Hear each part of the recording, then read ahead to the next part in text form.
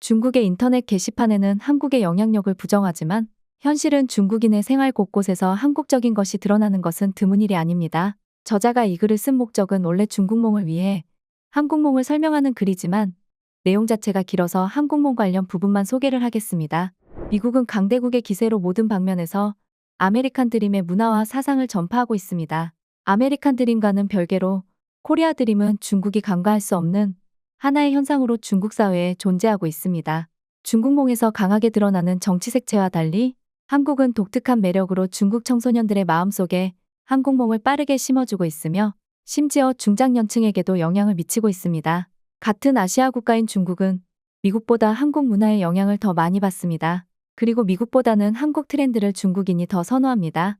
중국인의 생활 속에 한국몽이 드러나는 것은 우선 한국어 열풍입니다. 1992년 한중수교 당시 우리나라에는 한국어학과가 개설된 대학이 6개에 불과했고 재학생은 300여 명에 불과했습니다. 하지만 지금은 약 1만 명이 넘는 재학생이 있다고 합니다.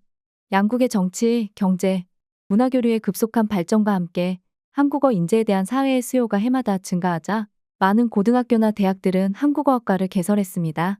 학교뿐만 아니라 중국 일반인 가운데 한국어를 배우는 인구 비율도 점차 늘고 있습니다.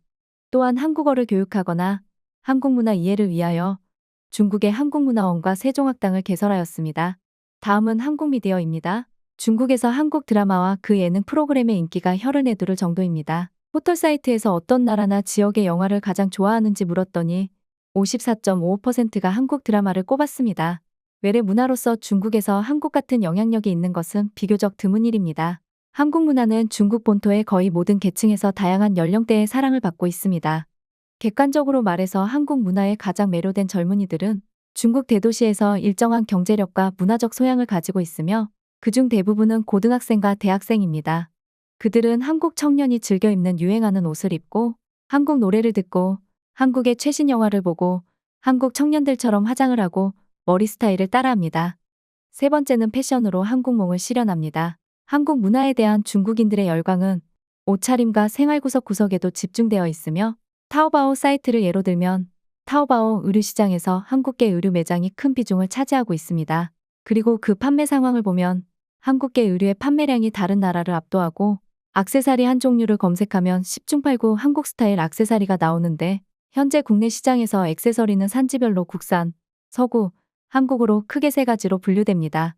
시장 반응을 보면 한국 액세서리가 국내 여자아이들에게 더 쉽게 어필하고 있고 많은 가게들이 한국 액세서리 사진을 메인 상품으로 내걸고 있어서 그 인기를 알 수 있습니다. 중국에서 한국 제품이 인기를 끄는 이유는 예로부터 중국 문화의 영향을 받아 미적 감각과 소비 습관이 중국인에 가장 가깝기 때문에 액세서리의 스타일이 중국인에게 더 쉽게 받아들여지기 때문입니다. 한국 스타일은 참신하고 스타일리시하며 심플하고 코디하기 쉬워서 소비자의 선택의 폭이 넓습니다. 한국 스타일은 세련되고 독특한 디자인과 정교한 제조 기술로 다양한 소비자의 요구에 적합합니다. 18세에서 40대 여성 소비층을 겨냥한 특유의 소비 습관에 맞춰진 디자인이라서 더욱 인기를 끌고 있습니다.